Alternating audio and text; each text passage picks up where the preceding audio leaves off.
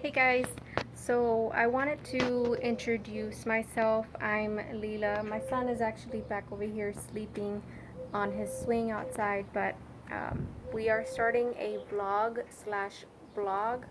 Uh, we are beginners at gardening, but I wanted to kind of start off by saying hello and introduce you all to my garden a bit and kind of give you an idea of what we are planning to do in our yard and everything.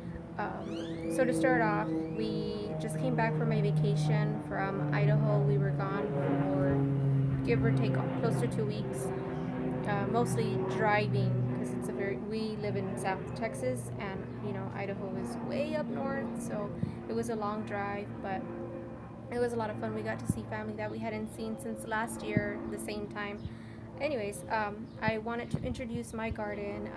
Like I said, we were gone for 2 weeks, and given when we came back, there was a lot of work to do. There is a lot of work to do still.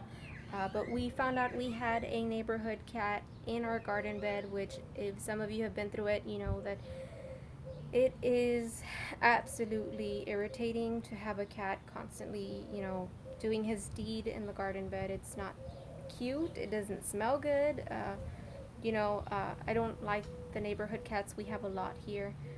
They're just kind of, overpopulating, and I'm sure there's other people with similar issues. Anyways, so what we did this morning, let me turn the camera.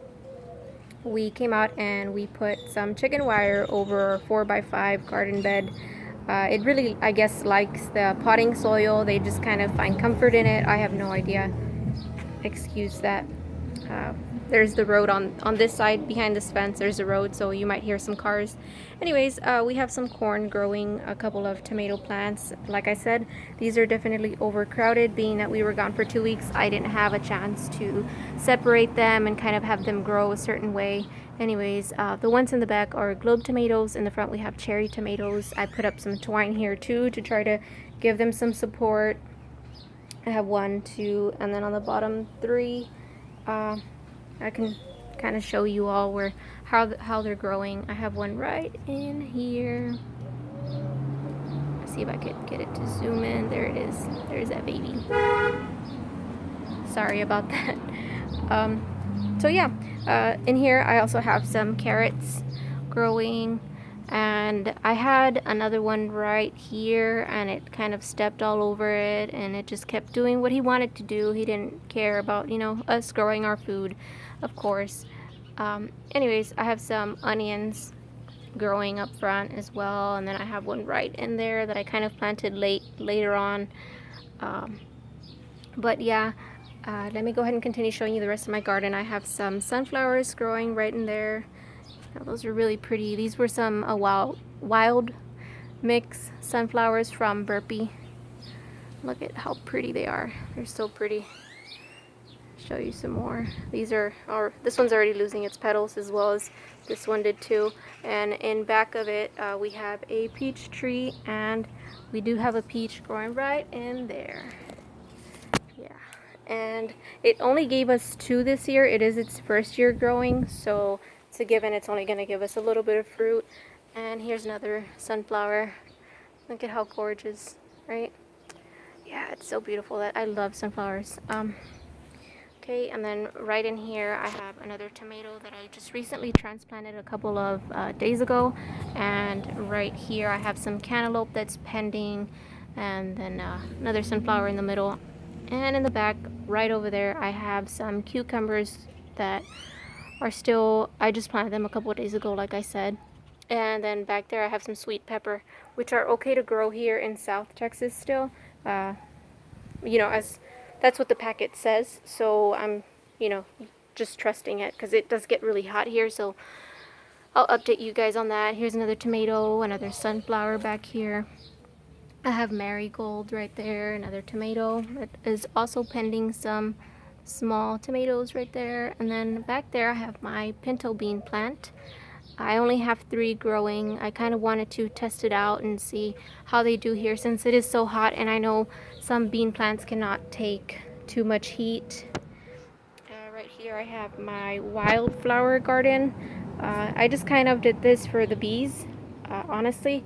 That's the honeybees. I know that they need help, you know, and we can all do our part by planting certain flowers that they need. So, you know, that's the whole reason behind this little garden. And some of them are already blooming, some of them are still yet to bloom. I have a ton of tomato plants back here as well. These are all ready to give me some more tomatoes as well. Uh, the flowers are already on there. I have some more. And then also between all these, right in there, I'm also growing some thyme with them. I have some that I just recently planted. Like I said, we left and we came back. Pretty much didn't get too much water. I had my parents watching them and they're a little older, so they can only do so much, and I don't blame them. This is my responsibility. So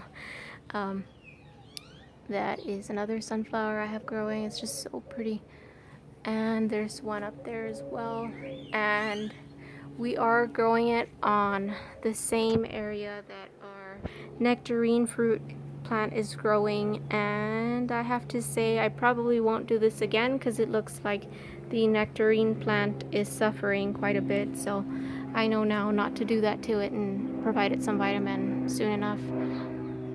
Those are some more tomato plants. These are, I think, actually suffered from like stunt growth because they have not grown much more than that. So I think when I transplanted them, I didn't separate the roots enough. But this one seems to be doing great, and this one back here too.